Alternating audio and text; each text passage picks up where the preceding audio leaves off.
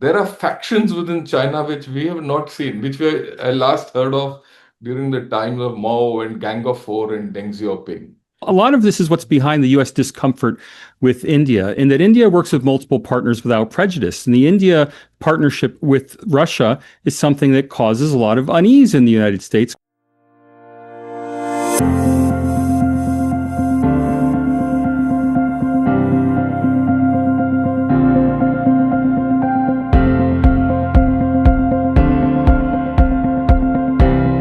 Welcome to The Focus, I'm John Bruni. Today we are pleased to be speaking with returning guest, Lieutenant General Ravi Shankar, former Director General of Artillery of the Indian Army, who many of you will know from his insightful analyses on the Gunner's Shot YouTube channel. He serves as a Professor of Practice in the Department of Aerospace Engineering at IIT in Madras. The General has had a distinguished military career and continues to shape debates on India's strategic outlook. Also joining me is another returning guest, Professor Salvatore Babones. Salvatore is a political economist and globalization scholar at the University of Sydney, specializing in great power competition, global inequality, and the structural forces shaping US-China-India relations. A prolific author and media commentator, Salvatore brings a hard-headed systems-level perspective to the shifting balance of power in the international order. Shankar and Salvatore, thank you and welcome back to The Focus. We're recording on the 17th of February 2026, on the eve of the Chinese New Year and the start of Ramadan, an auspicious time indeed for a discussion about global order and shifting power. Thank you both for joining me. Pleasure to be here. Great being here with you, Dr. John Bruni, and Professor Salvatore Babanos, whom I've heard quite a bit, and I'm looking forward to a great discussion going ahead. Thank you. Gentlemen, in my previous conversations with each of you, several themes emerged. India's strategic autonomy, the erosion of US-India trust, China's recalibration along the Himalayas, and the possibility that the Quad is under strain. Tonight, I want to stress test these ideas, not just globally, but regionally.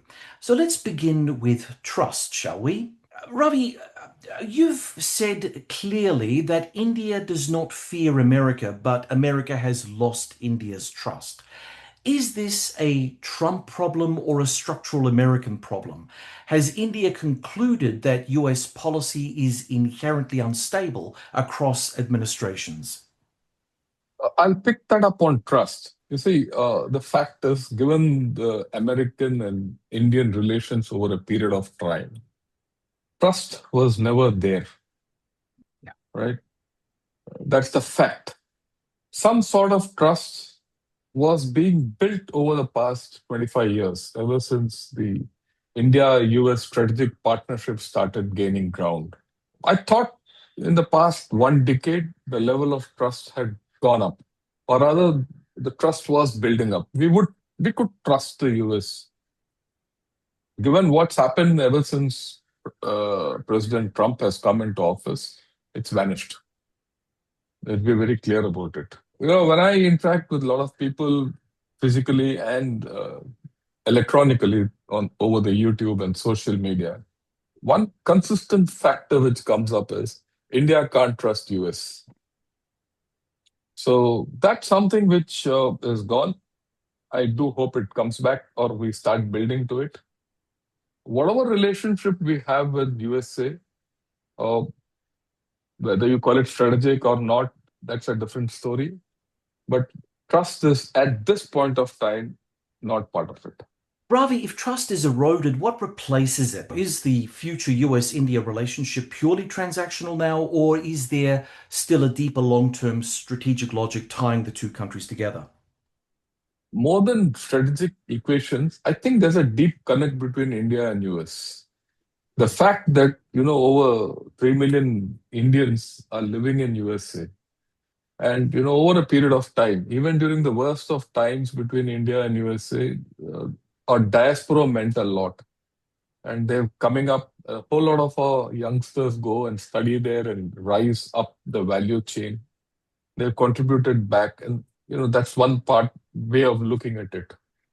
The second factor is the fundamental values of both the countries in terms of democracy are the same. The outlooks are the same, the language, largely everyone understands each other. And the way the world has been shaping up, there is an inevitability of the fact that USA and India have to work together. Right. That's the way I look at it. It's my personal view. Not many people go by that view. And this inevitability is something which I've expressed to my American friends, not now, uh, even more than a decade back. This was rudely, you know, uh, jolted by President Trump recently. Sure. I see a lot of people trying to rebuild that trust back, both on our side and in USA. But will they be successful? Is a question mark. Only future will tell. Salvatore, just to bring you in on this discussion, often we talk about nations being represented by leaders, but sometimes, or in most cases actually, nations grind on with relations based not so much on their leadership, but on what would be technically considered by some of the conspiracy theorists out there, the deep state. There is that level of government to government relationship that isn't troubled by whoever happens to be the political figure of the time. Sure. Do you think that the current relationship problems that we have aren't really what's happening? Because, as Ravi just said, there are people at both levels in India and America reaching back out to each other in spite of the kind of headline news that keeps on coming out from DC. First, I'd be wary about using the word trust with regard to countries. It anthropomorphizes countries, and countries are not people.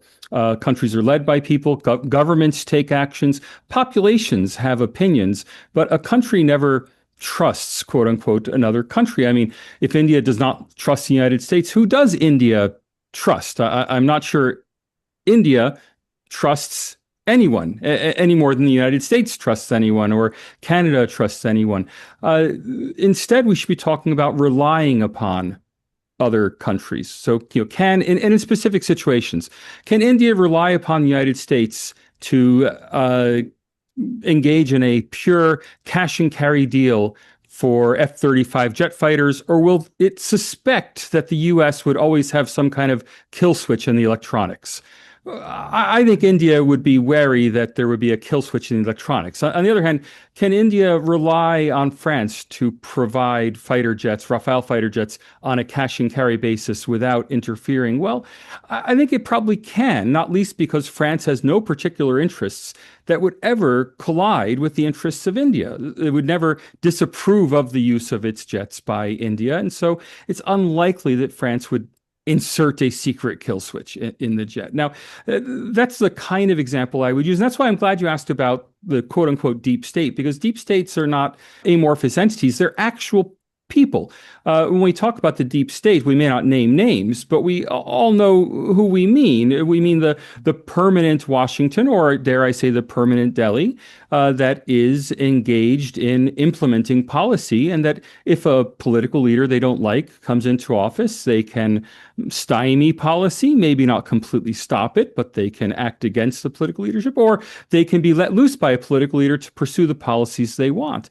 The American deep state, I think, has not much sympathy for India. It's built up decades of ties in Pakistan. I think there are credible allegations that the U.S. deep state was at least sympathetic to the change of regime in Bangladesh, which was very much against India's interests, whatever else you may feel about the Sheikh Hasina government.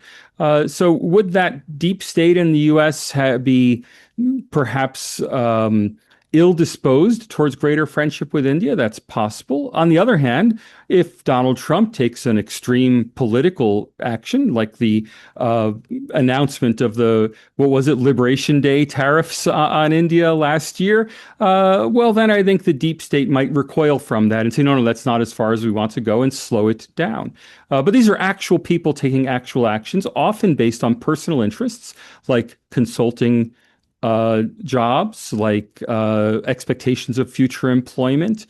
They may be in the pay legally or under the table of foreign actors or of domestic actors who want to influence policy. All of this is a complex milieu in which international relations occur, not a personification of India personified relates to America personified. That's an excellent point, Salvatore. Now, going back to Ravi. Ravi, can you describe for our audience, especially the non-Indian section of our audience, what you would consider the Indian deep state and what their core concerns are? And this is what I want to hear.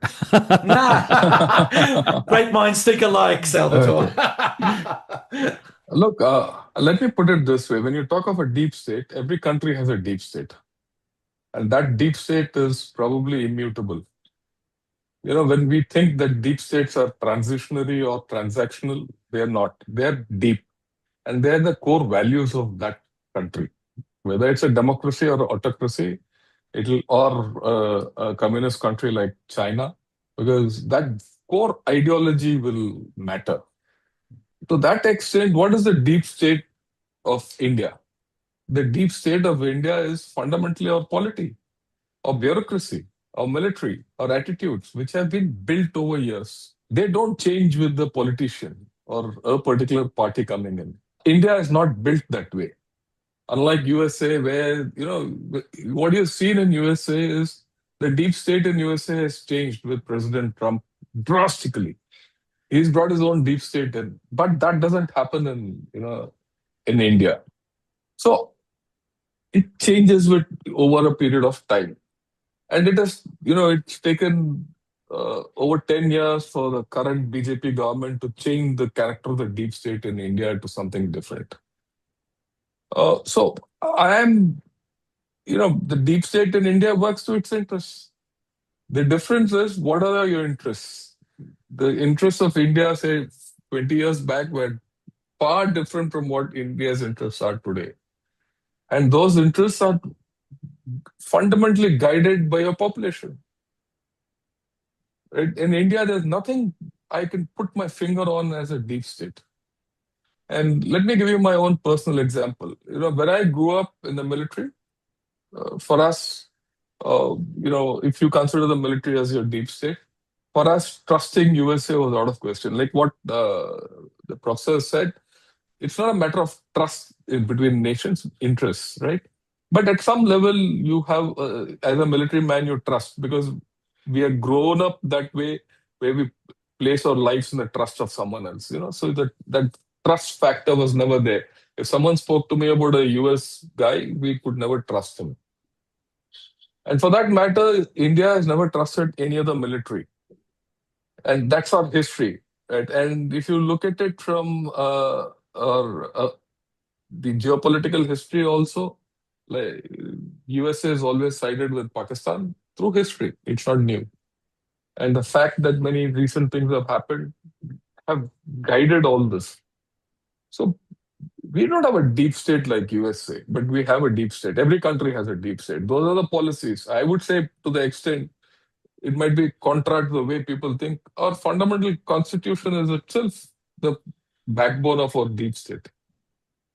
Right? So that's the way I look at it. It's not anything, and deep states are amorphous.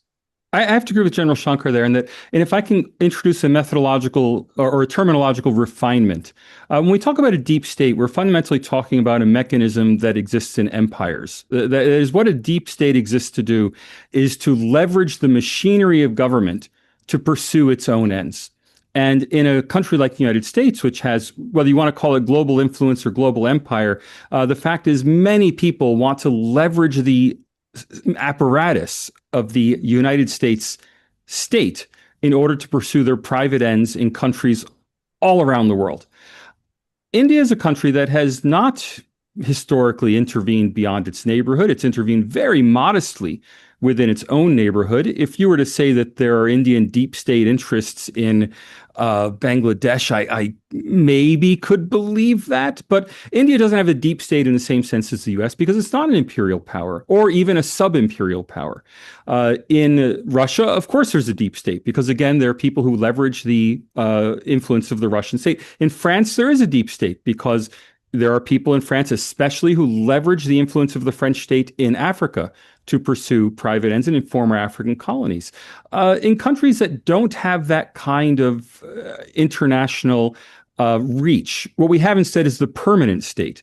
And the difference between the two terms, deep state and permanent state, is deep state implies something nefarious, something hidden. It's deep, it's underneath the surface, versus the permanent state is a purely bureaucratic mechanism. Every country has a permanent state that ensures that no matter what administration is in power, your tax forms go out on time, and your welfare payments occur, and the streets are cleaned, and the schools open. That's the permanent state. That's not a deep state. Let me add to it. If at all you think of India having a deep state, I would say that it would be more based on our culture. And I'll tell you why. I'm not talking of current international relations. If you look at the Indian culture, it has spread far and wide, and it has spread through our religions, which have been exported all over the world. That's the deepest of the deep state, right? So to that extent, the culture is what keeps us. Actually, he's put it better. Professor Babones has put it better as a permanent state. And that permanent state in India is driven by culture. That's my experience. And this culture, I would like to put across, is different from religion. India is a country where religions change every 20, 30 kilometers. One street might be one religion, the second street might be a completely second religion, and the third street could have a third religion. But the culture is what drives our state. Bit difficult for many people to understand, but that's how it is. I have to just interject here because I think there's something really important in this discussion so far. If we quickly switch to Salvatore. Salvatore, there is a growing perception among some observers of the United States that Donald Trump has spent a good part of the last 12 months attempting to tinker with the back end of America, attempting to tinker with its permanent government elite / deep state. And I look at things like the national security strategy that came out late last year, and I look at the national defense strategy that came out this year. These are not insignificant moves by a sitting president to try to force a change of thinking. Now, having said that, do you think a lot of this is still in the realm of media hyperbole, or do you think that there is a reality that we're having to try to settle with on the US side of the ledger? Now, if I can then go back to Ravi and ask, Ravi, in India, since Modi, has Prime Minister Modi affected the changing direction within India's governing elite? Has he had a handle on the development of India today at that deep level, that deep state level? Okay. I know there's nothing worse for an interviewer than guests who agree, but General Shankar is correct that look, Trump has shaken up the U.S. deep state, and that's why he's been so fiercely resisted in the United States, because he's upset many people whose lives and livelihoods, careers and livelihoods at least, depend on the continuing patronage of the U.S. government. And that patronage has been redirected elsewhere. A lot of that has been, dare I say, grubby in many ways. So the shift towards crypto bros, in the U.S. and them being admitted into the deep state in the U.S. But let's face it, people connected with the Trump family orbit have made agreements in Pakistan to affect Pakistan's crypto strategy. Where's that coming from? Why is Pakistan suddenly a crypto state in bed with people related to the Trump family? Well, because the U.S. deep state is experiencing churn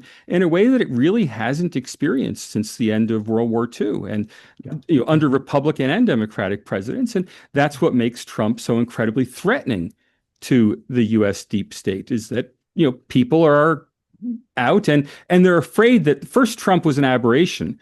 They're afraid that now this is going to be solidified, and there will be a J.D. Vance presidency, or there will be a Marco Rubio presidency that will simply continue this new group of people who have entered in and displaced the former permanent deep state in Washington. And to some extent, and if I can anticipate General Shankar for a moment, a similar thing happened in India after Narendra Modi was elected in 2004. There was a lot of feeling that this was an aberration. It was only going to be 5 years. Then normalcy would reassert itself. And so people were very patient. The real attempts to vilify Narendra Modi and to present his government as illegitimate, especially using international indices, and that's where my own specialty comes from, is the international indices. That real effort started after he was reelected in 2019, to the extent that the Rise of Democracy Institute, after he was reelected, went back and changed its earlier evaluations of India to reflect its new understanding, which I think was prompted by the fact that this was not just an aberration. Narendra Modi, the BJP, and the RSS that underlies them were now going to be changing India's governance structures in a permanent way, not merely coming to power for 5 years and then leaving again. I quite agree with his reading. You have to understand, before all this happened, we've had a long line of Congress governments or Congress-backed governments with just that 5-year period of the Vajpayee government. And before that, we had a set of Khichdi governments. We call them a hodgepodge set of governments. Those didn't do well. That was when political instability in India was pretty high. When Mr. Narendra Modi came in, you're talking of a government structure which was tuned to our history, which was historically doing certain things, right? And naturally, when you're embedded so deep-rooted ideas, the bureaucracy, the system, the structure will take time to change. And Mr. Narendra Modi had radically different ideas. And in the first term, really speaking, he couldn't achieve much. It wasn't great. But what he did achieve was tell people that he had the will to change. And India needed a reset. Let me be very honest here, right? India needed a huge reset. And here was a man who was coming, who was personally honest. He was personally caring for India, and he was prepared to reset. And they elected him back. And that's done good. Now, I've seen this change, dramatic change which has happened in India. For those of you who are outside, you don't feel it. I feel it sitting here. The past 8 years, India has changed. Today, that India we are talking of is no more the India you could think, say, even 3-4 years back. There's a change in the way people behave. See, what Mr. Modi has done is that's the most important thing. He's changed the way people behave. He's changed the way the common man behaves. And that's important for any nation, which I didn't myself see, say, half a decade back. It's not a matter of USA. It's not a matter of fighting wars with Pakistan or what's happening in Bangladesh. It's something internal. Same thing, whatever is happening internally in USA, what Mr. Trump is doing internally to the USA, whether you call it MAGA, ICE, all those Dodge and all that, he's doing an internal churn in USA, which is changing the exterior of USA. I think the same thing has happened here over a longer period of time and in a more gradual manner without any great shakeups. And India doesn't change easily. Let me also tell you, it takes time to change India. So what Mr. Modi showed in the first 3, 4, 5 years of his, tenure was intent. And that intent is now turning into practice in India. And what you're going to see, maybe in the next 5, 6 years, is going to be a completely different India. This is the way I compare both USA and India at this point of time. Okay, gentlemen, if we could just quickly now pivot away from that element of the discussion and move towards something like the Quad and Indo-Pacific security architecture. So, Salvatore, if, as you say, we can't call it trust, but let's say if reliance is strained between India and the US and the Quad is under pressure, is the Indo-Pacific moving toward a multipolar equilibrium or toward fragmentation? First, there is no quad. Let's be honest. It's just a term. It doesn't mean anything. When we say, I mean, I always push political scientists. I'm a sociologist. I'm not a political scientist. I always push political scientists, international relations theorists, to be specific about examples. So, can India rely on the U.S.? Rely on the U.S. to do what? Would India ever expect the U.S. to send troops to fight in Ladakh? No. Is India expecting the U.S. to provide munitions in the sense that it's arming Ukraine? Well, no. Is India expecting the U.S. fleet to come to the Indian Ocean and sweep it clear of opponents? No. So what does this word mean? Can India rely on the U.S. or can India depend on the U.S.? India's not depending on the U.S. for anything. The Quad is merely a broad alignment of countries that all oppose China, that all refuse to say that they're opposing China.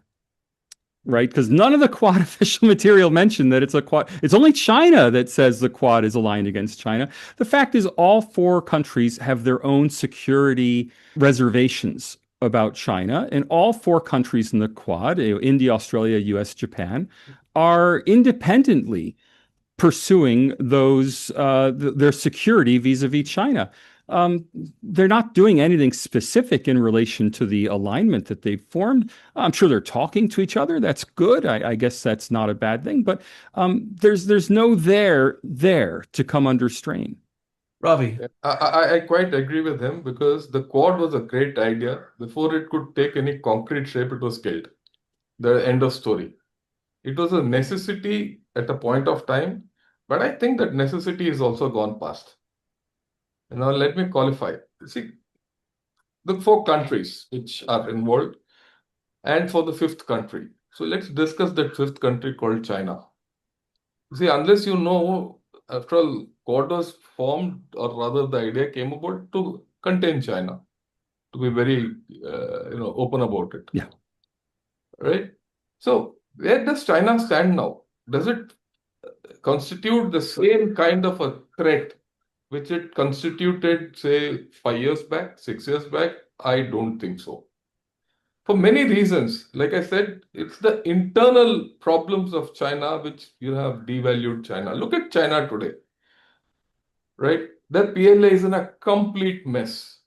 As a result, the CCP is in a mess with the top two leaders under investigation. Xi Jinping, ever since COVID and the 20-party Congress, right? He's purged all his generals in twice over. The last two standing men were Zhang Yuxia and this Liu Xunli. They've been purged. The only guy left in his core is this Zhang Zhengmin, who's basically a disciplinary kind of a chap. He doesn't have a successor. There are factions within China which we have not seen, which I last heard of during the times of Mao and Gang of Four and Deng Xiaoping, right? And you've seen China where it's going. There's no consumption. The property bubble is not running away anywhere. There is overproduction. Wages are going down. Every report you see of China is, not very great. It has to rely on outsiders to bail it out. Its economy is a one-trick pony. It has to export, export, and export. If it doesn't export, it's gone. Even its armed forces, I wonder how an armed force can function without generals and with a political leadership at the top. At this point of time, I don't think it is an armed force which can go halfway to Taiwan. Why halfway to Taiwan? I don't think they'll be able to put their foot in water to go to Taiwan. Forget about India and Indo-Pacific and all that. Then there are huge problems of their own equipment. The problems. Nuclear submarines have gone down the Wuhan, boatyard, without a trace. The missiles have gone up astray. You see the spacecraft also not functioning. There's a huge thing about their reliability. You also see in the reliability of their equipment during our war in Op Sindoor. You also seen the reliability of Chinese equipment in the US raid on Venezuela. You could blank them out. So their equipment is not reliable. They don't have generals. They're politically not in a great thing. They might be a big economy, but it's not and they might say that they're growing at 5% per annum and all that nonsense. But is it so? Are they the threat they were once were about 5 years back, 4 years back? They're not. And let me explain it to you a little more.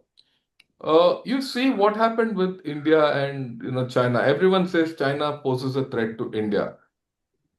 Aren't we posing a threat to them? There's a question which I'll ask people to think of. Is it only China which can pose a threat to others? Others can also pose a threat to China. And why am I saying this? I'm saying this having read their articles. Because the way India has rebalanced towards China and the way we have developed our infrastructure, they started talking defensively.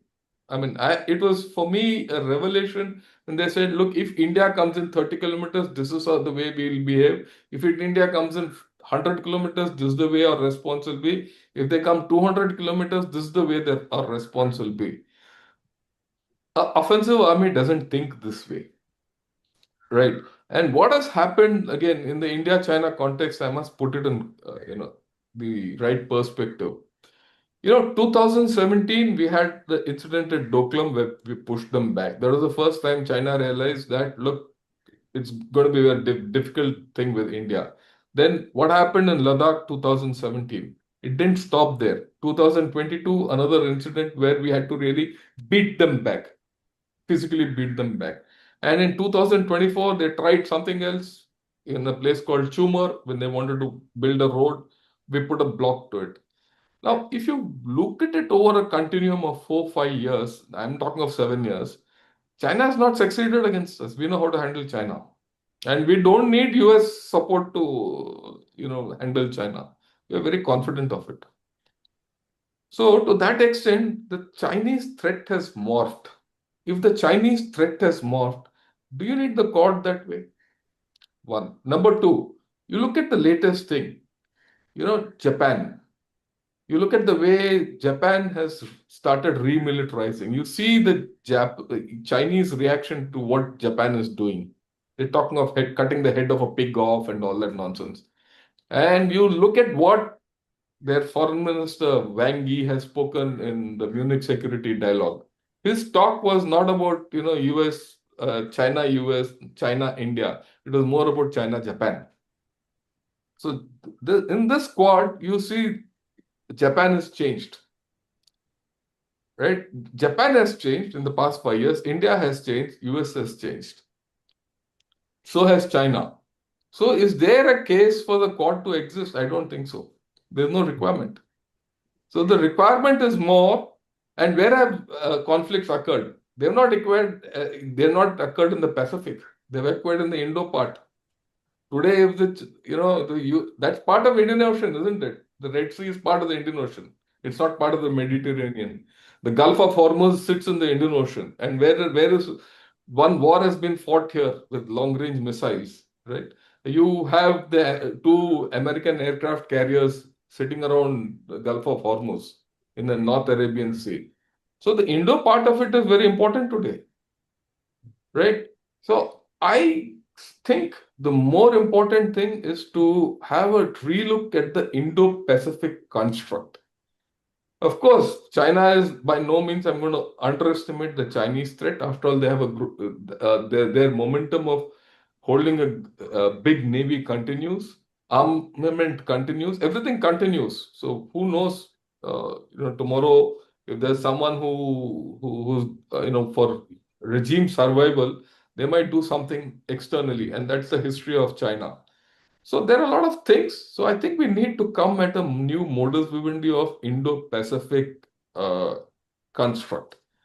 And that construct today has to expand to, I would say, Philippines, Taiwan, and Indonesia too. Even Malaysia to a large extent. So I think we need to have an Indo-Pacific construct, which is more important to me than a Quad anymore. Salvatore. No, I mean, we fundamentally agree that the Quad as such is not an important institutional mechanism, and that each country in the Quad has its own reasons to confront China, and China is not nearly as strong as people like to believe it is. Look, I I have to argue that the basis of a lot of the security now is starting to move toward the bilateral and moving away from multilateral arrangements. The critical one that I'm really thinking of at the moment is, of course, Japan and India, where there is a lot of commercial agreements moving forward, and Japan has become very important as a trading partner for India. Now, with a new Japanese Prime Minister Sanaya, where do we think the relationship will go? And because the new Japanese government seems to be towing a little bit more of a hard line against China, is there a possibility that if there were to be, and this is completely hypothetical, but if there were to be a ramming of the boats incident or something else, where would India stand in that sort of hypothetical scenario? Okay. Uh, Let me describe the India-Japan relationship. First and foremost, it's a very old relationship, which is very solid. Uh, in India, we are very clear that Japan stood by India at a time of our own crisis. And Japan has been instrumental in reviving India's economy to a large extent. And you might find it funny, but let me, the biggest selling car in India is the Suzuki. And it started long way back in 84 when we didn't have a decent car being made in India. And it started. And today that Suzuki is the biggest, not only the biggest selling car, it's also the most exported car. So our relationship with Japan starts then. And revival of our economy in many ways, Japan has had a hand in it. So second, Shinzo Abe, he recognized India for its strength. And this came about during the 2004 tsunami. In the 2004 tsunami, uh, the American forces were hard pressed to come and reach out to people, to help them out, disaster relief. Indian Navy moved out at that point of time, despite the fact that we had our own problems. We were affected by the tsunami. Despite that, we moved out. So it was at that point of time, and interestingly, the PLA Navy stuck to Shanghai. They didn't come out during the tsunami.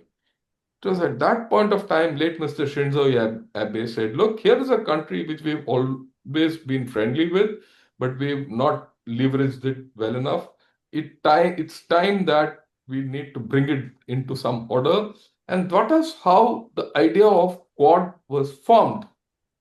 That is the basis on which the idea of Quad was formed. So from there to now, the relationship has only grown. You see, if you look at the political history or the recent political history of Japan, you had a whole lot of people coming in and going out, as prime ministers and all that. Recent to it's quite a bit. But despite this, the last incident, the third in the landmark which I'll quote, recently before the SCO conference, Prime Minister Modi went to Japan first. He spent a day in Japan. Then the next day he went to the SCO. It was a signal, and Japan welcomed it. Spent the day in the SCO and got out of the SCO meet before the military parade started. It signifies a lot. So I see India-Japan relationship growing from strength to strength. Now, will this convert itself into military equations is difficult because of the fact that Japan has had a Pacific, outlook on many issues. Uh, we have not taken that relationship forward. But do you see this changing with the kind of revival in Japan? With the way people are talking, it will happen. It's not bound to happen. It's not going to say that tomorrow, if there's a boat knocking incident, what will my stand be? We're going to be with Japan. There's no doubt about it. On that, there's no doubt. Whether we'll get military involved or not is a different thing. So I see this relationship going ahead militarily hereafter. But will it go at the pace at which we expect it to go? I don't think that will happen. Right? For the simple reason, Japan has to come to terms with itself. It's not India which has to come to terms with Japan. Japan has to come to terms with itself. Notwithstanding the fact what Madam Sanai Takeichi, what she's doing, and in terms of remilitarizing Japan, everything, they have their own problems within the Diet. They have to sort that out first before you say, okay, what will India and Japan do? India is very happy, right? And the focus, I think, in the Indo-Pacific going in future will be that area. And I'll explain it to you why. See, that area, China, North Korea, South Korea, Japan, Russia, there are problems between Japan and Russia also, and they're being revived, and USA. All six of them in that area will prove a bigger headache for China than India. Right? So things are changing. And in this kind of a scenario, one has to see where we are going. India will be more than happy to collaborate with Japan militarily. And also to put it in a historical context, our officers have been going to Japan for training, and their officers have been coming here to train. When I did the National Defense College, there was a captain from the Japanese Navy who was here doing the National Defense College. So this basic understanding we have, the basic structure between India and Japan is there. So it's the fact is, how do you take it to the next level? And John, once again, I'd like to jolt you out of your international relations shibboleths. There's never been such a thing as the multilateral security infrastructure. It's a complete myth. At least since World War II, there hasn't been a multilateral security infrastructure. When a European talks about multilateralism, what the European really means is a bilateral relationship with the United States. NATO is a series of 30 bilateral relationships with the United States. Nobody in Germany is seriously expecting Portugal to come save Germany if it has a security problem. No one in Romania is seriously expecting France to come save Romania. No one's expecting Austria. I'm sorry. No one's expecting Belgian troops to come to Romania to help defend Romania against Russia. It's always multilateralism, meaning the United States protects this one, the United States protects this one, the United States protects. Well, that's not multilateralism. That's multi-bilateralism. That's the way it's always been, well before Donald Trump. And that's why the stress now, when everyone says, well, Trump's abandoned multilateralism, what they really mean is Trump is questioning our bilateral security guarantee from the United States, because nobody seriously expects the rest of NATO to do anything to protect other NATO countries. Now, what we're seeing in India is a series of bilateralisms. There's not a multilateral security infrastructure. India has a long-standing security relationship with, well, first with the United Kingdom, soon after independence, when India relied mainly on UK equipment and doctrine. For a long time, a relationship with the Soviet Union, and later with Russia. But at the same time, it had a relationship with the Soviet Union. It had a relationship with France. The bilateral security relationship. Even though France and the Soviet Union were not aligned, they were both involved in India's security. And Japan's involvement in India doesn't depend on the Quad. It doesn't depend on a U.S. endorsement of Japan being involved in a security relationship with India. It's a Japan-India relationship. And all of these relationships are bilateral, and they always have been. And that's what I want to stress. This is not something new in the era of Trump. This is something that's been the case since the 1950s. So taking that on board, can we say that India's security is underpinned by multiple bilateralisms, right? No, India's security is underpinned by India. I mean, in all of these partnerships, it not only is it India that's alone, no one's sending troops to India, but on top of that, India's relationships have, to a large extent, and the general can correct me if I'm wrong, been on a transactional cash and carry basis. That is, the relationship is, you give us the stuff, we'll use it. It's not a bilateral relationship in that India is not doing anything to support Russia or the Soviet Union. India is not doing anything to support France, except perhaps keeping their defense industries in business by buying enough equipment to make it worthwhile. Ravi? Look, India has, had a more on bilaterals. We've never been part of any alignment, right? And there's a reason for it. For the best part of our history, till say about 4 years back, we were never considered a great power. that will go and do anything. And plus, our own outward thinking was also not, it was not outward thinking. We didn't have strategic footprint going around, We didn't have that. We didn't need it. For the best part of our time, we were only looking at defending ourselves. We had three threats. One was from Pakistan direct, second was from China direct, and third was an ideological threat which was manifesting within, right? And that is radical Islam, basically. It was manifesting, not only radical Islam, even left-wing extremism. So we had our own problems. We didn't have the luxury of looking out. It's only now when certain things are changing, our economy is going up, and our internal problems are settled. We have huge problems, but they're not anywhere near what it was, say, 10 years back, even 5 years back. So we have started looking out. Do we have a strategic part? Do we have a outlook where we are going to help UAE tomorrow for something, or Somalia for something, or for that matter, Japan for something, or Australia for something? I don't think at this point of time we have such ideas. Right? It's going to take time. And I agree with them. For the best part of our time, we said, okay, you help us where we can, you take your cash. It was a cash and carry kind of a thing both ways. But I suspect this will change. And it's going to change because of the factors which I've said. China is no more the giant which it was. It's right. And China has been found out militarily in Iran. Right, and it's not come, or in Venezuela. So people are no more worried about that. So, and you see that India's role in the Indo-Pacific will increase. It will increase on many factors. More than the Pacific part, it is in the Indo part. With the trade routes, with energy, have a look at it. What's Trump's focus? Trump's focus is to control energy. If his focus is to control energy and the oil flows in this world, the routes are important. Which are the routes which then come to importance? Gulf of Hormuz, the Bab el-Mandeb, the Gulf of Madagascar, and the Malacca Straits, and the Indian Ocean littoral, and the center spine of Indian Ocean, which I call Minicoy, Maldives, Diego Garcia. You control this, you control the Indian Ocean. India has its presence there in all these places. So things are changing. So, when you talk of India today, India is slowly shedding an old image and acquiring a new one.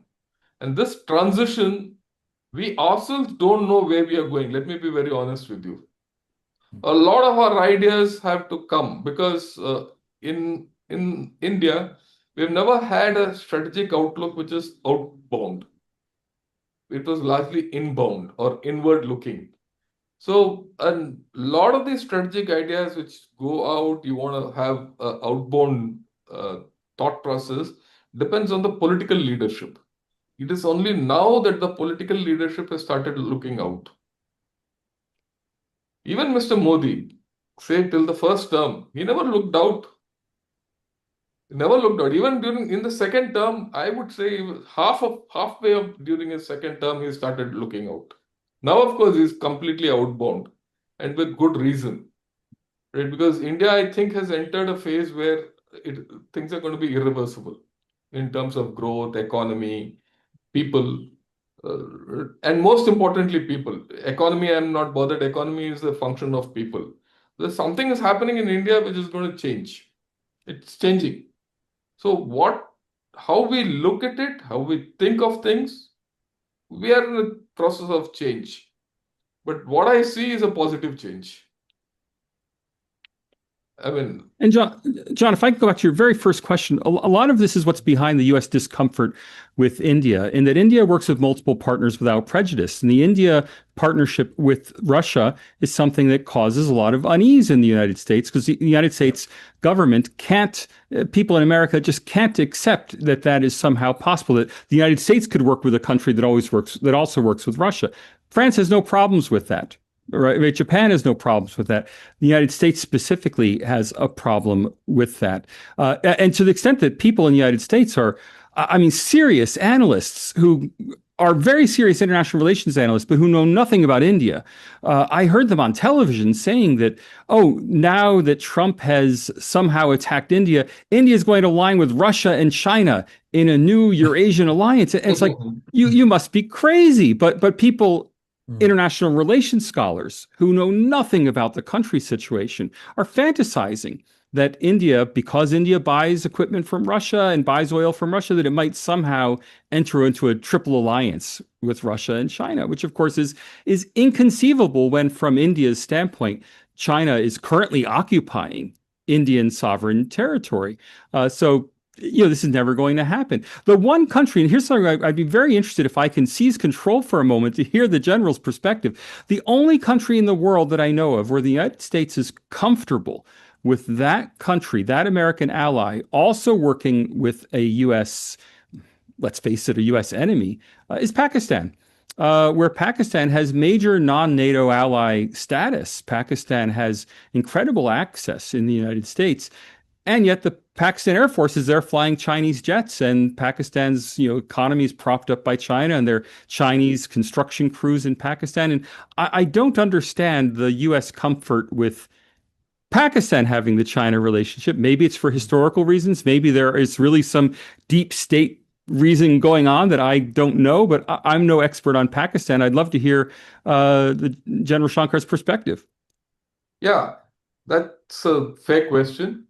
Look, the Pakistan-China-US equation has to be understood from many perspectives. Fundamentally, when Richard Nixon wanted to meet and patch up with China, he had two choices. I think he had a choice of going through Hungary or at one of the It was Poland. Yeah. I've been to the house in Poland where they arranged the meeting. Yeah. right. And the second one was Pakistan, and they chose Pakistan. See, so it was Pakistan which midwife the equation between China and USA. Nixon didn't go there just like that, right? So that equation has not changed. That's the first thing. The second thing is USA wanted a ally or a country which can, ally with them against USSR at a point of time. Last century, Cold War, and Pakistan readily offered themselves to the USSR, or rather to USA, especially when USSR got into Afghanistan.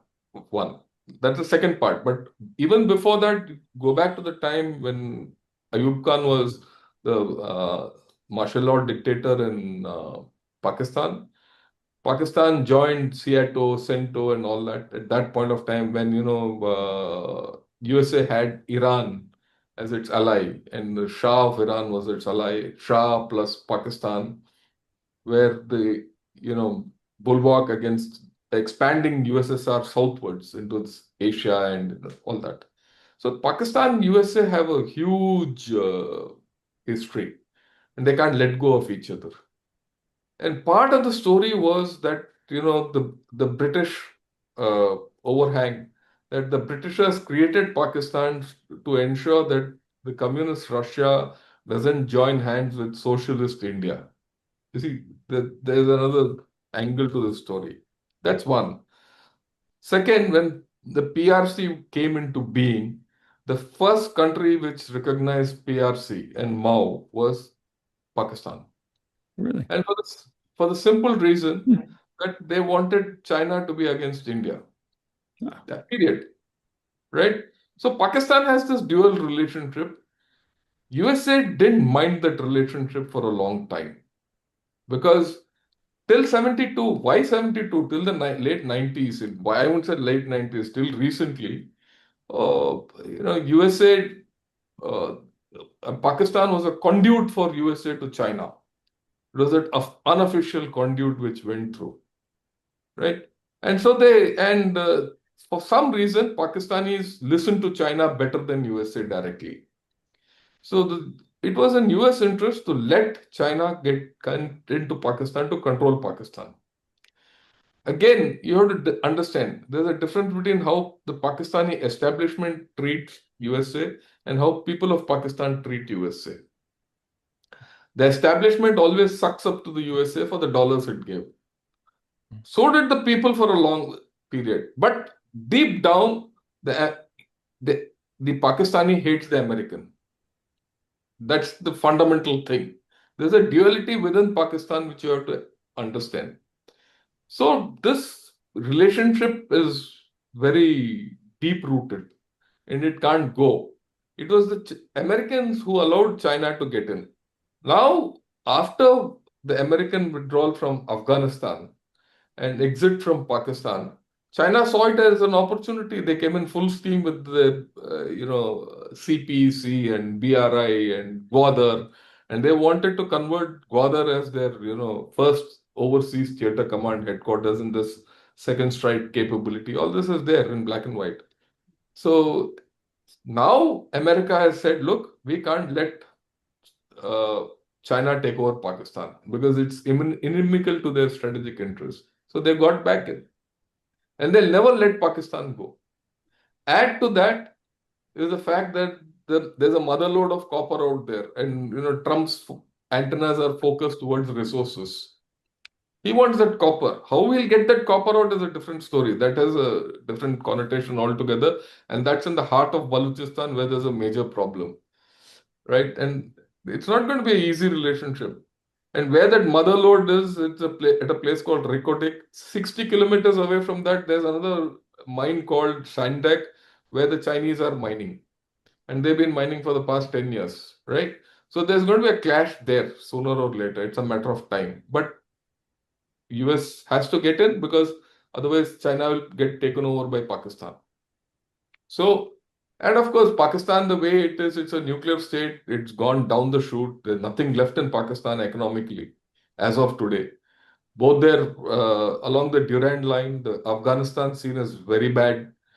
The situation in Balochistan is very bad. The situation in Khyber Pakhtunkhwa is very bad. So their western front is absolutely in a bad shape. In fact, that's the more dangerous problem for Pakistan. It's an existential problem for Pakistan. And the Indian border is the most stable one, if I may say. Now, in all this, the problem for USA is what happens to the nuclear weapons of Pakistan or the nuclear element of Pakistan if Pakistan tomorrow ceases to be a state. And that is why they don't want to allow it to break up. Otherwise, Pakistan by now would have been broken up by India itself. Forget about anyone else. So that's the scare. For the Chinese find Pakistan a useful tool to come against India because China has started perceiving India as its major, rival in Asia. And if it cannot get its supremacy in Asia, how can it be a world leader? So, for many diverse reasons, USA and China will support Pakistan. And they'll support Pakistan against India. Now that you did speak of Bangladesh and Pakistan and all that. Why did USA get into Bangladesh and topple the Hasina government? It's a moot question. It's all about getting into Bangladesh because if America has its footprint in Bangladesh, it threatens China and India, both, right? And I'm very sure that in few days' time, USA will exit Bangladesh, leave it in a mess, and that mess will be like a cancer for India. We'll have to live with it. We are very clear about it. And even Chinese are very clear about it because, it's not very easy for the Chinese also there. It's not easy for any country to have a destabilized region. So suddenly you'll find that, China around Yunnan, the western end, has a destabilized area in Myanmar and a destabilized Bangladesh is not good news for China either. Right? So US is doing what it has to do. And that's the reason why Pakistan is being kept in humor by Trump. Also the fact that, crypto, WLF, everything. And here I must tell you a story. It's a very funny thing. The WLF mining, crypto mining needs energy. And Pakistan has surplus energy. And this surplus energy has been created by whom? By China. Through which CPEC. So the crypto energy requirement is going to come from China through Pakistan. So they'll have a relationship. It's complicated. This is how it is. Well, it's interesting that you should say that because the next question is going to focus on Trumpist America, Salvatore. Um, I'm not even does in America. well, I know, but you understand it so But well, right? I did write a book about Donald Trump though. So You did. So yeah. and you know how I love beating my Trump bandwagon. So let's do this one for the audience. Can the United States, under a Trumpist doctrine, tolerate a genuinely multipolar Asia, one where India is one of multiple independent actors rather than being aligned to any bloc? Again, I'll question the premise of the question. There, there's no such thing as a multipolar world or a multipolar Asia. There's a unipolar world, and the U.S. is so deeply embedded in Asia that there's a unipolar Asia with one pole and other entities interacting with that pole. It's not multipolar in the sense of people interacting with each other. I mean, the interactions among countries in Asia, even between the bitterest of rivals like China and India, is almost completely frozen. It's not going anywhere. There's no motion along that conflict. Every country in Asia has a relationship with the United States. That's what Donald Trump is playing. He's playing each one independently off against the United States. There is zero chance that China and India will align in a bloc to oppose U.S. bullying, trade bullying by the Trump administration. Yes, in theory, if Japan, China, and India all aligned to oppose Donald Trump's tactics, they could cause, they could be a serious rival bloc. But that's not going to happen. So really, it's just the same game we've been playing, except Donald Trump is playing it much tougher than previous U.S. administrations have done. Ravi, I just need to ask you, going back to China and your view on China. You've argued that China has shifted to a more defensive posture along the line of Yeah. control, but in terms of Beijing, I mean, I know that you said earlier that the Chinese are now a declining power, and there is a lot of evidence to suggest that that might be true. But of course, if you talk about international relations scholars, Salvatore, Yes. yeah, Sorry to be so yeah, dismissive. no, that's all right. That's all right. I'm in good company. So, but anyway, if we talk about international relations scholars, there is this belief that Beijing is the next pole, the rising China, the other part of the international equation that needs to be paid attention to, and therefore you can't dismiss China in terms of the way that it might develop its military posturing, because at the moment it might appear weak, but perhaps it's simply strategically patient, or maybe it's waiting, biding its time and restructuring it internally to possibly sustain future military maneuvers in that area. What do you think, Ravi? Do you think that that's possible, or do you think that is complete bollocks? Okay. I've spoken a lot of China, about China, but one factor I have not spoken about is its demography. The demography of China is collapsing at the fastest rate in human history, right? Mankind has not seen such a rate of collapse. And we can talk of it. I've been telling this in my podcast and I've been speaking often that by 2030, I'm putting a date on it, plus minus 2 years, okay, 3, 4 years, maybe max 5 years. You'll see a different China altogether. Why? The people are disappearing. There are going to be more old people, less young people. That's going to change the way you behave. Behaviorally, people are going to change. And you see what's happening within their own Communist Party. Forget the military is only a symptom of a deeper problem there. I think there's going to be a huge change in China, which is going to happen. China will remain a huge nation because, after all, you don't wish away 1.4 billion people overnight. It might come down to 1.2 billion, but still it's a billion more. So, and It's got the resources, it's got the GDP, everything, it's got the military, it's going to be a big thing, but it's not going to be a big threat to anyone.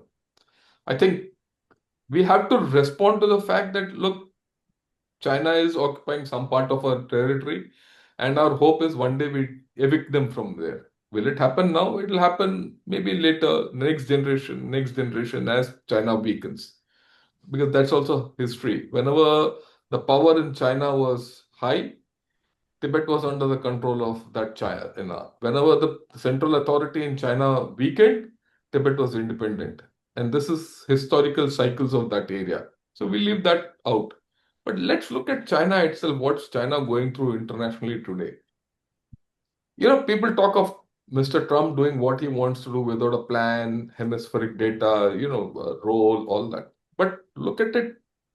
What is he doing? He's very clear in his mind that he wants to corner China. Everything is against China. The way he is dealing with Putin, and I think he'll succeed. Contrary to many people who say that Mr. Trump is all over the place, does nothing with plan and all that, I think in this term, Mr. Trump has come out with a very clear plan, and that plan is unfolding in front of us. Right.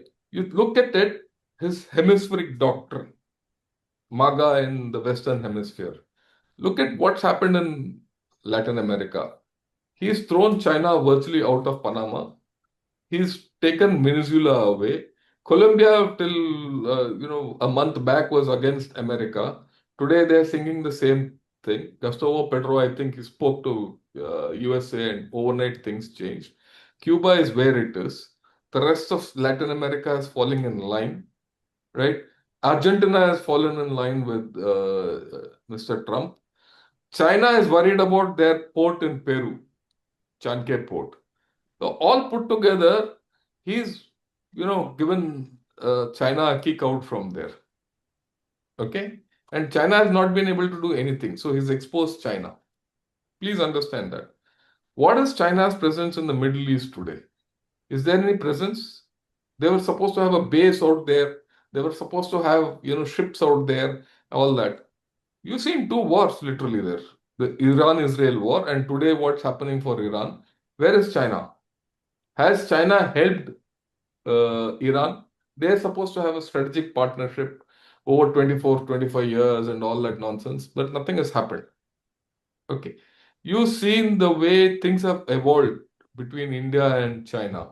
No matter what you just think, people are taking note of it. To a large extent, Mr. Trump is doing things with a plan. He might not have focused on, containing China in the Western Pacific, but he's pushing China out from other places. If you today go and do whatever you want with Greenland, he might never get Greenland, that's out of question. But he'll at least get control over Greenland and those Arctic Sea routes. That works to China's detriment. So, to that extent, I'm very happy with what Mr. Trump is doing with China. Whatever he is doing anywhere, he is doing it.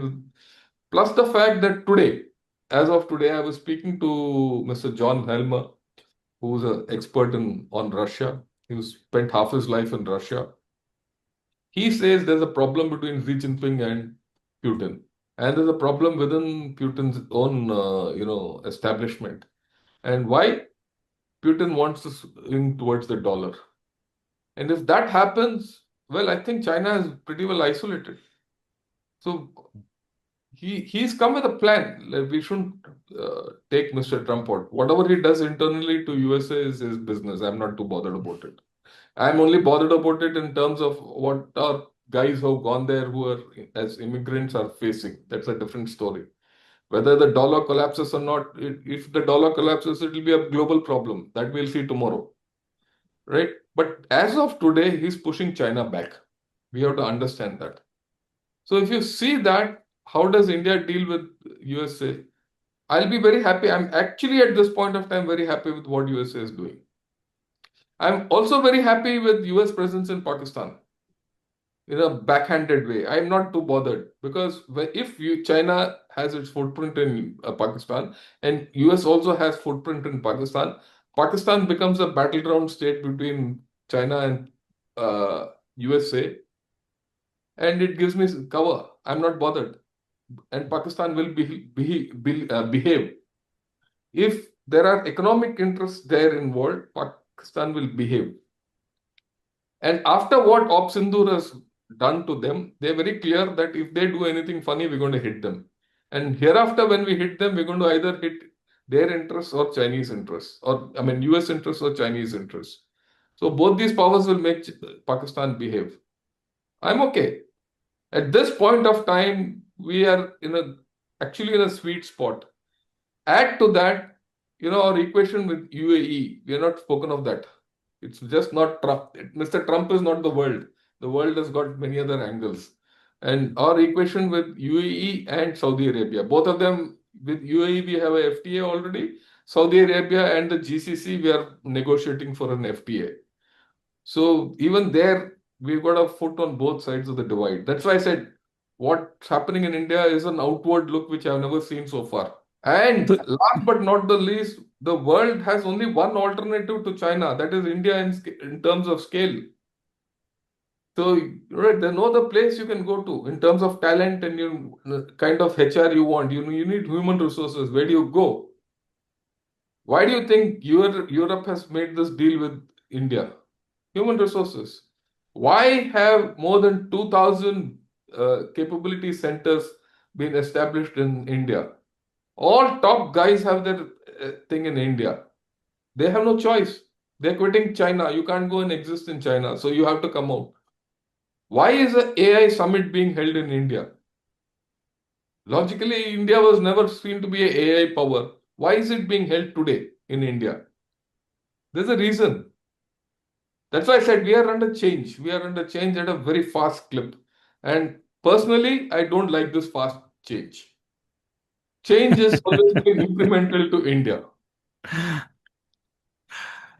So, John, I'm sorry to be digging in my bookshelf, but 15 years ago, I published an article in Foreign Affairs magazine called Middling Kingdom. Yes. The hype and reality of China's rise. That was 2011. Now, in that article, I said China's growth would stop by 2020, and then demography would take over, and China would never be a serious rival to the United States. Interestingly, that article was paired with an article by Arvind Subramanian, who would later become, I believe, chief economic advisor. Yeah, he was the chief economic advisor. Okay, so Arvind Subramanian wrote in 2011 that by 2030, China would have more than half the GDP per capita of the United States. And since it had a population 4 times as large, it would be dominating the United States by 2030. Now, it's only 2026. China's got 4 years to grow. Maybe China's economy is going to triple in the next 3 years. I can't say Good luck for with that. sure, but I think I won that bet. Of course, I went on to be associate professor of sociology at the University of Sydney. He went on to the IMF, the government of India, and to become a very high price economic consultant. But that's the fact. China was never going to overtake the United States. It's not a threat now.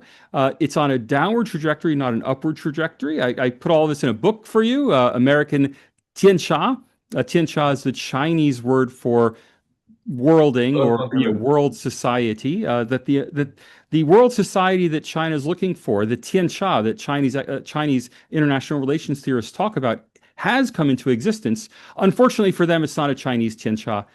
It's an American Tianxia. Not exactly an empire. The U.S. is an imperial country in its institutions, but the U.S. doesn't exercise empire over the world. The United States doesn't directly rule countries around the world. Instead, the U.S., in the Chinese Tianxia sense, acts as a center that sets the standard of civilization. And yes, I mean that even in the Trump era, the U.S. sets the standard for civilization that other countries follow. Other countries behave in ways that are endorsed by the United States. Not every country. North Korea doesn't. Iran doesn't. Chavez's Venezuela doesn't. But in large part, countries align with U.S. power, influence, and desires and models. And that is not going anywhere. That's only been solidified in the world of AI and the world. I mean, that article I wrote in 2011 was pre-iPhone. The internet existed, but not the world of mobile networks. And now with the world of AI, that American dominance has become incredibly solidified in ways that I didn't even imagine in 2011, but nonetheless, we're clear to see we're going to come one way or another. This whole idea that China, I mean, it's wishful thinking, and I'm sorry to get so worked up over it, but my entire life I've heard that somebody is going to challenge the U.S. because the U.S. imagination would love to have a challenge, and the world imagination would love to see the US challenged. And so first it was going to be first was the Soviet Union is going to unseat the US, then it was Japan, then it was the European Union, and then it was China. And I'm only 56 years old, and I remember all of these doom and gloom. The American world is over. We're now moving to a bipolar world. Only it's always shifted which bipolar it was. Was it Soviet Union? Was it Japan? Was it European Union? Was it China? And India may very well be next. To which I say to the Indian IR theorists who are now fantasizing that the United States is trying to prevent economic growth in India because it doesn't want to see India become the next challenger in a bipolar, U.S.-India competition. Again, that's a pure fantasy because it's never going to happen. U.S. dominance is very secure, and almost everyone in the United States wants to see strong economic growth in India. Well, hang on a tick, Salvatore. I must pick up my cudgels here. There is Mark Carney's Canada. He obviously is a clear and present threat to the United States Yeah. as he's mobilizing middle power sentiment around the world to tie down the American Leviathan. Right? Right? That's the theory.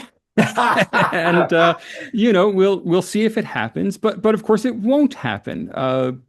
And look, people may dislike Donald Trump. Donald Trump will be gone in 3 years. That's not an issue. People hated Ronald Reagan around the world.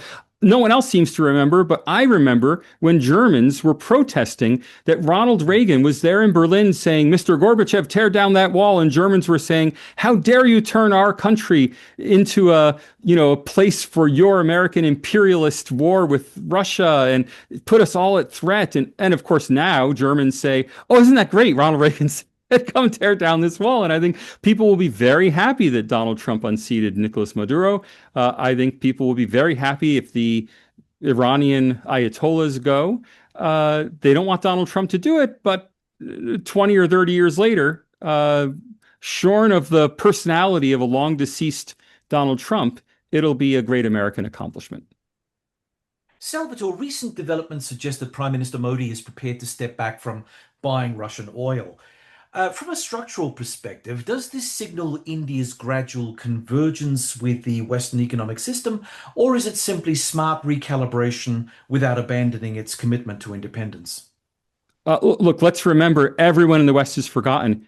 India was buying Russian oil because the Biden administration asked India to buy Russian oil. India was complying with U.S. sanctions and U.S. policy up until 2025. U.S. policy was that Russia should be forced to sell its oil at below world market rates, but nonetheless should still sell that oil. Now, the Trump administration came in and said, "How can anyone buy Russian oil?" Well, India's buying Russian oil because America asked India to buy Russian oil at these lower rates.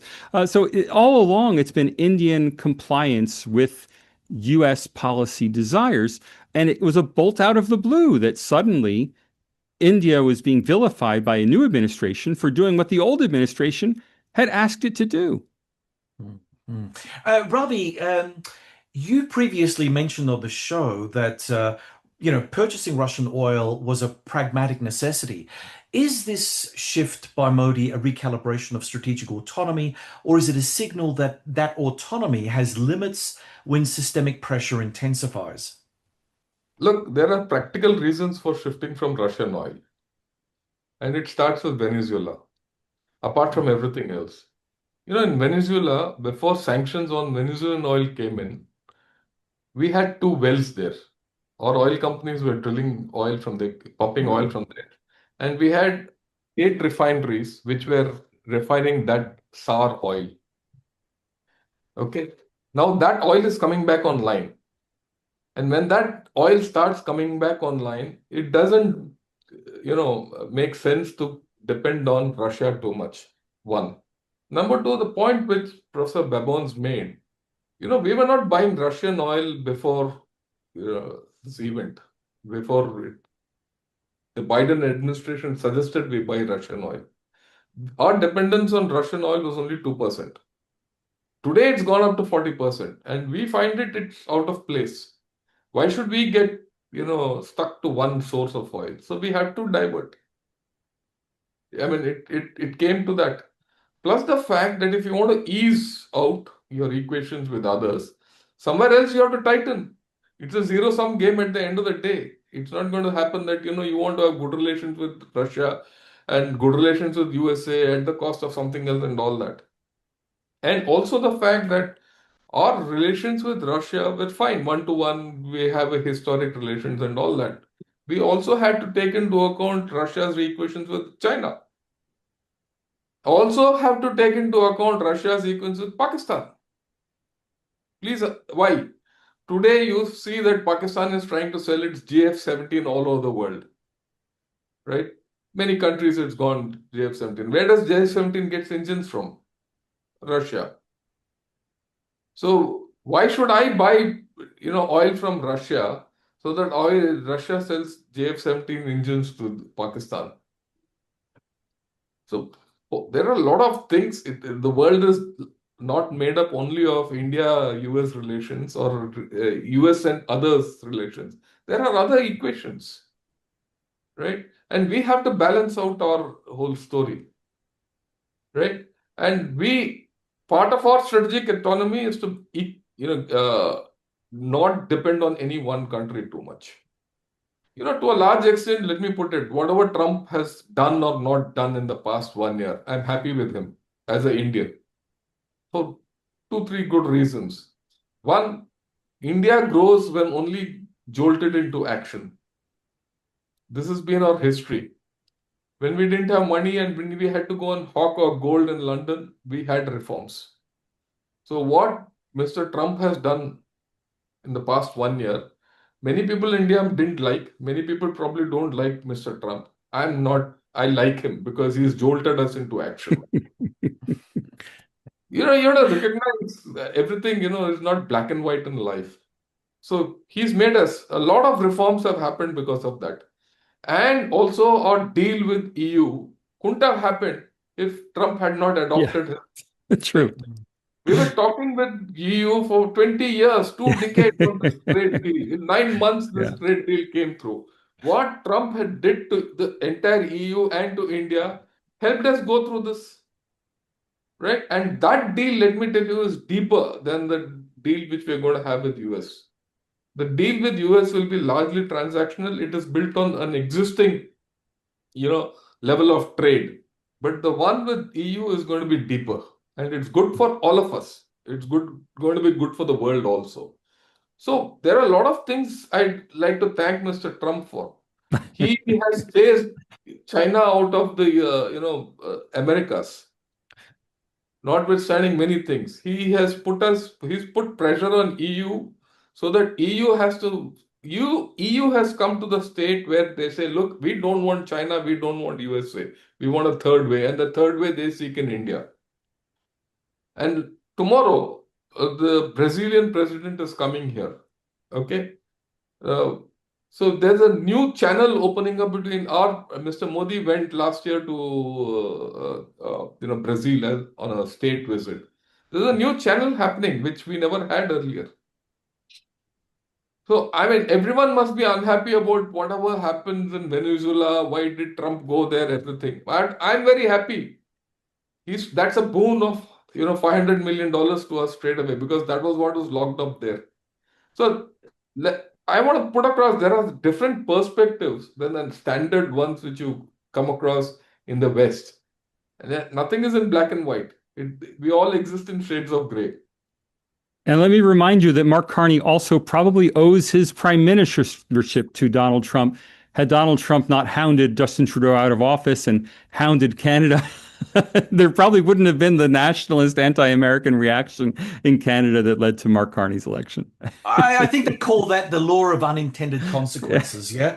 Hey, just getting back to one of the last points that Ravi raised, and I think I would have liked to have actually intervened a little earlier on this one because I think it's a really important aspect. When we are talking about India, or any other part of the world outside of the European North American complex, generally speaking, international relations scholars, for whatever reason I do not know, but they tend to always rely on European ideas about how the world works.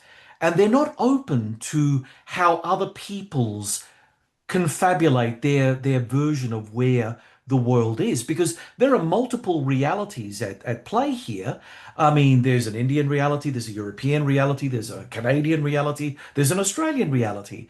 And I think by using that sort of one size fits all cookie cutter approach to international relations gives us the false positive reading. It gives us the idea that, yeah, okay, that, one plus one equals two, so therefore it must be that.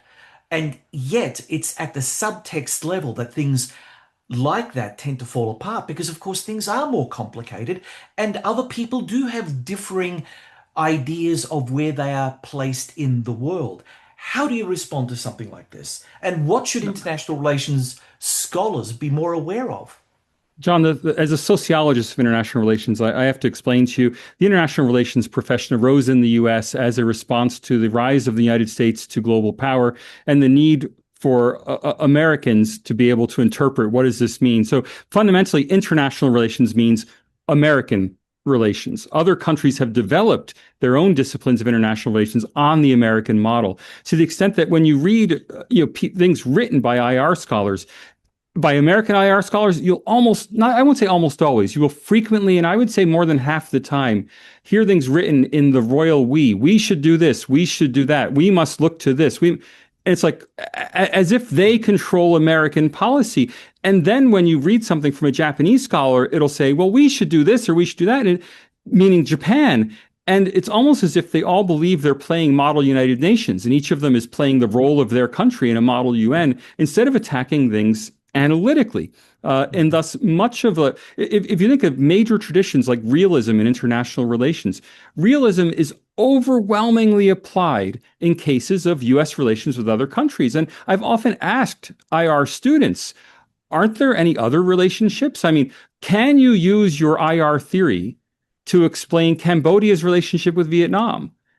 Or to explain Rwanda's relationship with Burundi? I mean, if these are IR theories, and not America relations theories, they should be of general applicability.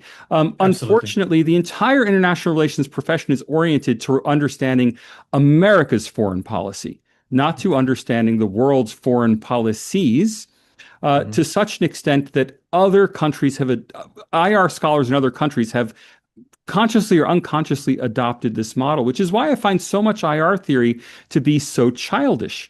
That is, it just doesn't see the world as it is. It sees the world from a very situated perspective. And so understanding of India is not only very poor in the US, extremely poor in the US, but even Indian IR scholars tend to adopt the same mindset, only for them it's, I'm playing India in this global great game, and what should India do? We should do this, we should do that. Again, not seeing it in analytical terms, but seeing it as, if I were playing India in a global game of risk, here's what I would do.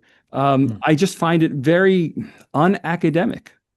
Is this the gamification of foreign policy, you think? Because it is a much more simplified lens through which we see things, and we have these lenses to protect ourselves from the very complexity that you're talking about.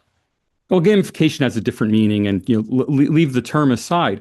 But it is playing international relations as if it were a great game, which I just don't think is very sophisticated. And the counter to that is the British traditions, the constructivist traditions that come out of the UK, which are even worse because they're normative. This is how the world should be. So I'd like to imagine it that way, instead of engaging with the world as it is from the perspective of countries as they are. And again, this is just another example of this American tianxia I'm talking about. The U.S. sets the terms on which things are done. It doesn't necessarily control what will happen, but it sets the terms so that even in non-American countries, even in opposing countries to the U.S., if you look at Russian IR doctrine or Chinese IR doctrine, it will take American things written by Americans for America and substitute Russia for America and have their own way of looking at it, or substitute India for America and have their own way of looking at it. There's some motion towards, embrace of ancient theories. So in India, Charnaka has become very popular in Russia. In Russia, the Russian Eurasianists have become popular. In China, the Confucianism has become popular. But it's always applied in this broader context of uh, thinking in the same way that Americans think about the world, moving your pieces around the chessboard, when the reality is that most countries have no pieces to move. Speaking of moving pieces around the chessboard, and we have touched on this earlier, let's switch to the Middle East. Ravi, how has Prime Minister Modi protected and advanced Indian interests in the Gulf, particularly in energy security, diaspora protection, and maritime stability? Look, India, Middle East have always been interdependent from ages, right? There's been a lot of trade between India and the Middle East from millennium. That's one. If you look at the modern Middle East, the growth of and the development of Dubai and all these Gulf kingdoms was largely enabled by India, Indian diaspora going there and doing things. So to a large extent, when you go and meet them, they own these diaspora. And many of these chaps have started, our own guys have started living there permanently. One. Number two, rightly, our energy dependence on the Gulf is very high. There's no doubt about it. I mean, we are dependent and we are an energy deficient country. So that's it. And it's the nearest for us. We've always had a good standing in the Middle East. Though the word trust is not to be used in international relations, it's only interest. I understand that. But a lot of people in the Middle East felt that India is a country which can be trusted or relied upon and it was a benign country. Okay. Now, given that, you see the churn which has gone on in the Middle East itself, with the British interests coming in, their own internal change which has occurred within the Middle East and things like that. And the fact that fossil fuels have only that much more to last, and the requirement of the Middle East and the Gulf kingdoms there to diversify, they need diversification and they need a different kind of a control. I think they tried it with China and they've not been successful there. So they are getting back to India. So there is a lot of cooperation between India and the Gulf today, which again is something at a level which we've not seen so far, right? So that's why you see this pact between UAE and India, also Saudi Arabia and India, notwithstanding everything else. Our only problem in the broader West Asia is Turkey. For whatever reason, Turkey is a problem for us, right? We have good equations with Iran also. It's surprisingly, this is one place where USA has not used India.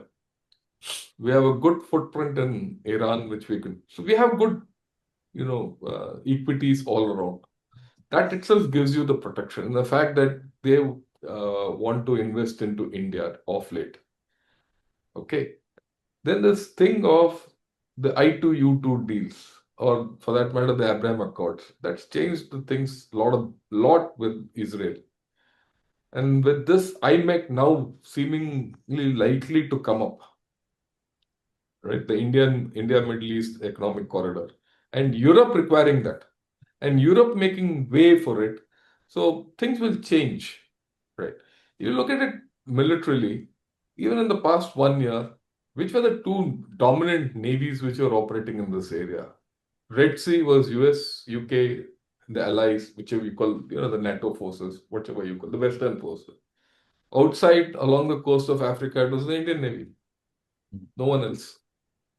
Right. So we have equities here where we put our, we put our military on the job. We put our diplomacy on the job.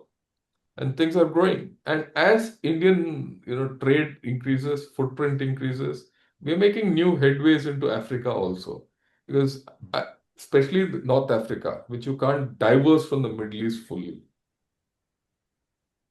Now with this EU deal coming through, things will get tighter.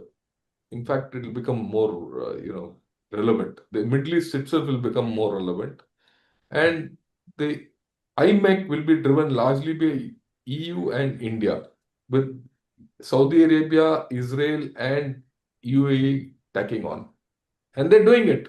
It's going to happen. Okay. So, Well, having said that, though, Ravi, if President Trump were to initiate military action against Iran, I mean, how would India respond? I mean, I would argue that with this IMEC plan, it might not be that easy to integrate the Ayatollahs in this broader strategic economic corridor that you're speaking of. It would be better for a different form of government in Tehran to give the stability necessary for the whole IMAC thing to go ahead. So what would New Delhi do if the bombs start falling all over Iran? Would they condemn this act? Would they remain neutral? Would they quietly manage the fallout? What would they do? see, Iran, we understand Iran well. And what has happened between Iran and Israel, and with this, those bombs which went into Fordo and Natanz, Yeah, yeah. we know that we've handled that. So same thing will happen again. Mm. That's the first thing, right? We have no problem. But having said that, we know, and in any case, the IMEC and that corridor was never, Iran was never part of it. Iran was never a threat to that, Mm. right? But having said that, personally, I feel that the Ayatollah regime in Iran has gone past its sell-by date. Yeah, sure. How they change is a issue, and it's not going to be easy, because as many as people are there in Iran who are not for the Ayatollahs, there are that many who are for the Ayatollahs. Whatever Trump is doing is only for his own sake, for the nuclear status of Iran, and that tomorrow Iran doesn't become another North Korea. Right. That's it. And the second fact is that he can control Iran's oil. These are the two issues, right? That's a thing between Iran and the Western world, and Iran and USA. It's been very clear between the two of us that we are not going to interfere in this. But I personally feel that this thing should change, and it will change. It's a matter of time. After all, that Ayatollah can't live forever.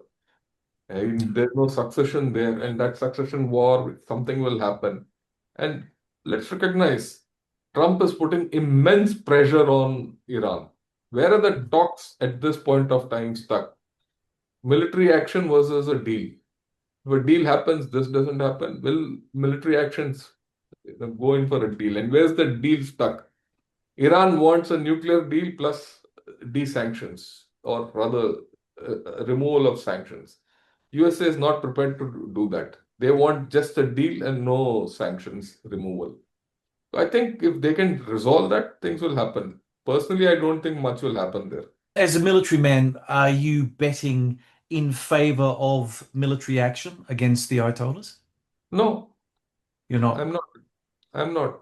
You have to have a deal. At this point of time, both have positions which they never had earlier. Iran is Mm. prepared to talk nuclear, but Iran also wants removal of sanctions. USA says I only want a nuclear deal. I'm not talking of sanctions on oil. And it would do well for USA to say, okay, remove the sanctions and start controlling Iran oil, so that then, see again the larger thing. Today, China is buying Iran oil at about 30 to 40% discount and selling its items to Iran at 30 to 40% markup. So if this oil comes into the market, it helps the overall cost and it stabilizes the region. So it would be wise on the part of Mr. Trump to go in for a deal. And I think he'll do that. Salvatore, is a deal possible with the Ayatollahs? I get a sense that, I get where Ravi's coming from. I think that basically the Ayatollahs have long past their use by date, and I think that no one would shed a tear if they were to disappear tomorrow. But if the idea of a deal is on the table, doesn't this re-legitimize the Ayatollahs in a strange way? And won't this put the Iranian people who are busily protesting the Ayatollahs against the US and its interests in Iran? John, I'm going to pull a politician on you and answer the question you should have asked instead of the question you asked. Look, I know nothing about Iran, and I know nothing about the Ayatollahs, and I really can't give an answer to that. What I'd like to give you is an answer to the previous question about India and the Middle East. Okay. General Shankar said that that relationship goes back millennia, and that's true, but we don't have to go to the mists of time. In the 18th century, the language of government in India was Persian, at least in North India. Yeah, that's right. In the 19th century, Oman and Yemen were governed from India, not directly from Britain. In the 20th century, the troops who fought the Ottoman Empire on behalf of the British were Indian troops. It was Punjabis fighting in Iraq, not a bunch of people from England who formed the bulk of the army in Iraq. After independence, these ties and they're also deep cultural ties. So the Islam ties, we tend to think of, Pakistan is the, Muslim country of South Asia. No, the cultural center of Islam in the subcontinent is in India. The Deobandi movement, which is a massive Muslim reform movement that ultimately inspired the Muslim Brotherhood in Egypt, is an Indian movement. It comes from the east of India, even the whole other side of India. That is the intellectual center of Islam in the South Asian region, in the Indian subcontinent, is not in the areas that became part of Pakistan or in the areas that became part of Bangladesh, but in the areas that remained inside India. So there are very strong cultural, very strong economic, very strong historical ties between India and especially the Arab Middle East. I'm not as familiar with ties between India and the Persian Middle East. I don't know as much about Iran, but in the Arab world, the Indian, not only the business influence, the cultural influence, and we always forget, because we think of India as a Hindu country. India is a 200 million strong Muslim country, and the Indian Muslim cultural influence in the Middle East is, I would dare say, much stronger than the Pakistani Muslim cultural influence in the Middle East, despite the fact that after partition, it was Pakistani pilots who flew Saudi Arabia's jets. I mean, that era is long gone. The cultural connection is more close, I think, to India than to Pakistan. Let me give you a modern thing. Till the mid 80s, maybe even 90s, Bahrain's postage stamps used to be Indian. The Indian Post and Telegraph Department used to operate the Bahrain Post and Telegraph Department. Many places the currency was also Indian. So the connect is too deep. Pakistan is an upstart country. Pakistan has to still discover itself for many reasons. And this is something which many people in the West don't understand. Dubai was built by India. The actual guys who went and did the hard work was India, right? I mean, look at it. Even in the modern this thing, you have a temple in Dubai which is not there anywhere else in the Muslim world today. Recent. So there's a lot of flow between India and the Middle East. And what I want to stress is not just the low-wage construction workers. It's very much at an elite level as well. Yeah. There's no doubt. Yeah. But Iran, I don't know. I'm sorry. It's just not an area in which I have expertise. Very deep connect with Iran also. Well, maybe what I can do is I can rephrase the question. Okay, so with regards to Trump and his wanting to have some form of negotiated settlement, I mean, is the likelihood, because he's so unpredictable, Salvatore, is the likelihood there that he may just pull the plug on the Ayatollahs? Maybe not because of what he knows about Iran, but because he also doesn't know that much about Iran and he sees it as a pushover. Look, let's remember that it was John Bolton, Trump's temporary national security advisor in the first administration, Absolutely. who was agitating for an invasion of Iran, and Donald Trump who Yeah. fired John Bolton rather than invade Iran. Right. Right. Right. Donald Trump, like me, and would have grown up. Well, he didn't grow up during it. He was an adult during the Iran hostage crisis when but still the current regime in Iran held the U.S. embassy personnel hostage in 1980. And that would have been the formative understanding of Iran that he would have, just as it was my formative understanding of Iran. But that's a long time ago. That's now 45 years ago. What he might do with the current Iranian leadership, I have no idea. Remember, a lot of this policy will also be driven by the emigre communities in the United States. The unseating of Maduro was almost certainly, it was carried out by Marco Rubio, the Floridian Secretary of State, and himself, emigre from Cuba. And I have no doubt that Iranian Americans are very engaged in pushing for regime change in Iran. We've seen that here in Australia. Here in Sydney, everyone reports on the Palestinian protest marches, which have a couple hundred people.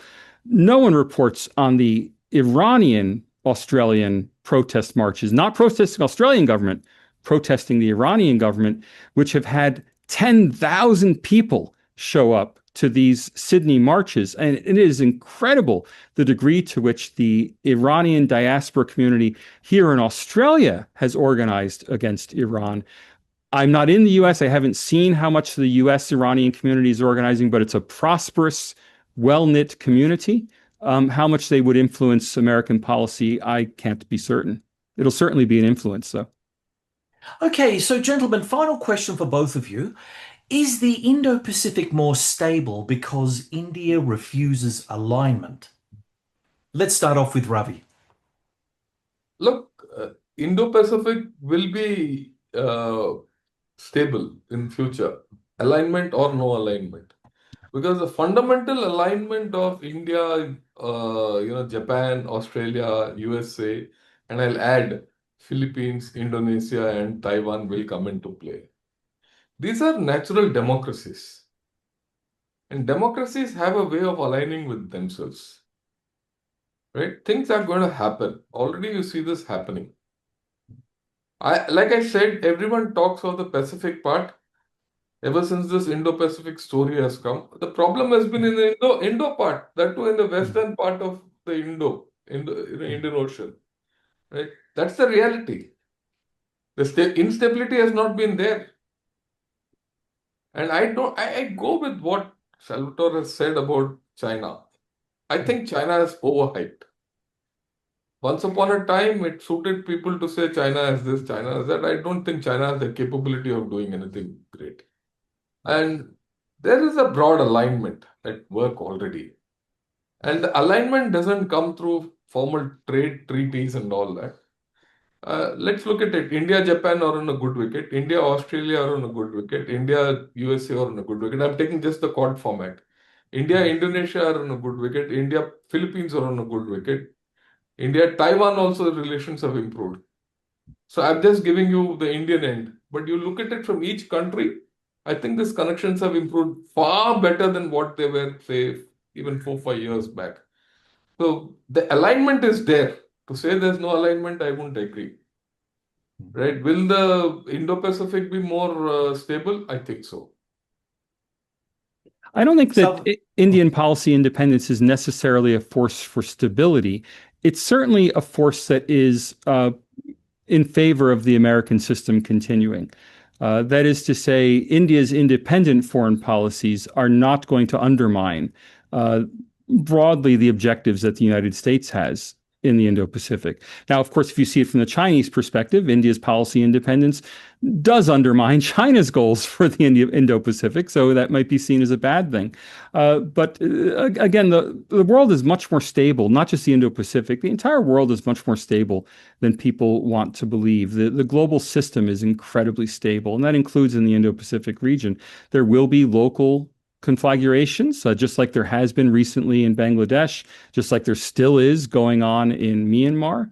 There will be lots of local conflicts, and we saw on the Thai-Cambodian border that there have been border skirmishes. I mean, these kinds of violence are occurring around the world all the time, bubbling along, not always even making it into the news. But will there be any massive realignment? No, certainly not. Well, gentlemen, that's a wrap. Thank you very much for being on The Focus and for sharing your knowledge and your insights. Thank you. Great to talk to you. Tonight's discussion makes one thing clear. India is no longer simply reacting to global power shifts, it is shaping them. The real question is not whether India will choose sides. The real question is whether the international system is prepared for an India that refuses to, and that may well define the next decade. Now, on to questions for the audience. If trust between major powers becomes secondary to pure transactional interest, can long-term international stability survive? Is a multipolar Indo-Pacific inherently more stable, or does stability require clearer alignments? If India becomes a fourth international pole of power, will it reshape the global order, or will it use its autonomy to navigate it more effectively than others? Let us know in the comments section below. If you enjoyed this podcast, please subscribe to our YouTube channel. It's a free way to support us. You can also subscribe to the podcast on the Ozcast Network, iTunes, and Spotify, where we'd appreciate your 5-star reviews. Do you have comments or questions about the podcast? Post them into the comments section on YouTube, and I'll do my best to respond to as many as I can. My thanks as ever to the producers of The Focus, Neil Smart and Lynn Sear. Please stay connected with us on social media. Follow me on X at Bruni Doctor, and follow The Focus on X at TheFocus_Sage. And don't forget Blue Sky on thefocuspodadl.bsky.social. From Adelaide, South Australia, you've been listening to The Focus.